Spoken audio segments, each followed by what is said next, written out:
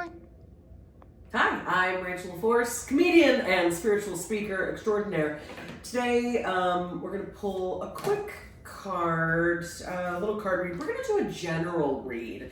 If you're alive and a human right now, you're probably going, there's a lot going on. You would not be alone. So we're going to kind of tap into that energy and see what comes up. So here we go. As always, if this is your first time, how are you? Do you know what I mean? Tell me about you. But also, I typically just close my eyes, just get centered, take a quick prayer for all of us, and then I'll tune back in. So here we go.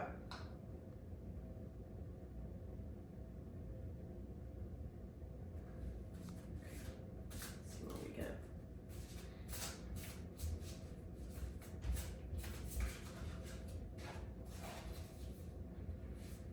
Ha! Well, if that wasn't applicable. So this one kind of jumped right out at me. And this is Dark Night of the Soul, Transformation, Awakening, or Tower. Now I know you probably can't see this card right from where you are.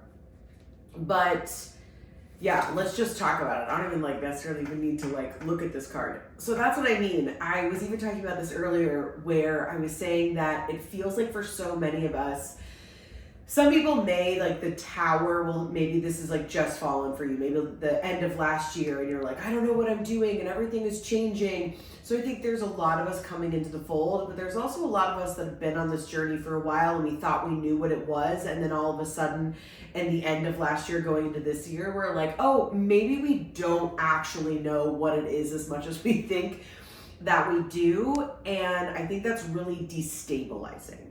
So what we want to do in times that things feel unstable is go back to the basics. What can you do to take care of yourself so that you can navigate through something that feels different, new, scary, and sometimes unsafe, right? You're always safe because you are safe, you are okay, that's sovereignty, right? Despite what is going on. But when we're feeling that way, I use this teaching a lot. I guess it's like a parable, but there's a teaching of two men that were walking down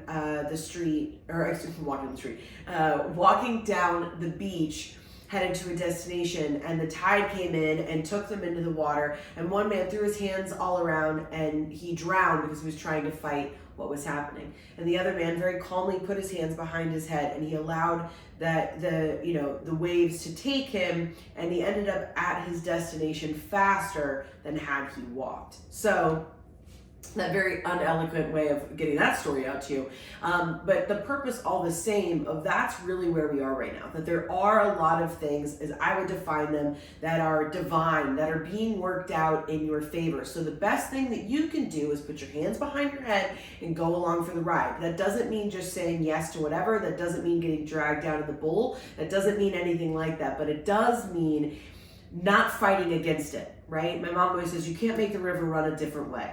So how can you, as you're going through this transformation, as you're going through this awakening, as you're going through this transition, whatever is happening for you, and it's happening for all of us on a very big collective level right now, what can you do to support yourself? Again, going back to the basics. Are you eating enough? Are you drinking water? Can you get outside? What are these basic things that you can take care of yourself despite what's going on, right?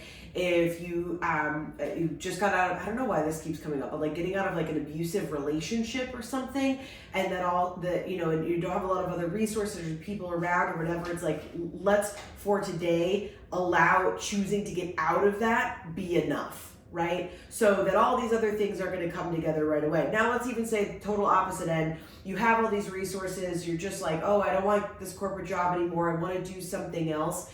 It's still that sense of destabilization of what I know is no longer, although I know that I don't want what has been before.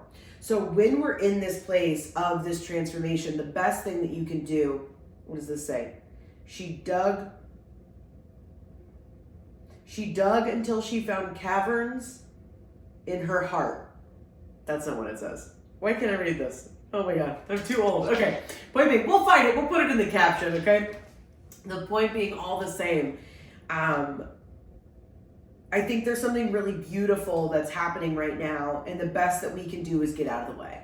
Because what we're doing is we're wanting to control it. It doesn't make sense. It's scary. We thought it was going to be a certain way and it's slightly different. And the best piece of advice, Rachel Force guarantee that I can give you, is that when things feel unstable, the best thing you could do is like find two walls, right? It's like they always say that if there's an earthquake or something like that, like finding those spaces. And so that's exactly what you need right now. And so it's like be looking for those tent poles, looking for the ways in which you can choose of like, oh, that's chaos. I don't want to be a part of it. I'm going to put my hands behind my head. I'm going to figure out what this says. She dug caverns. Found it.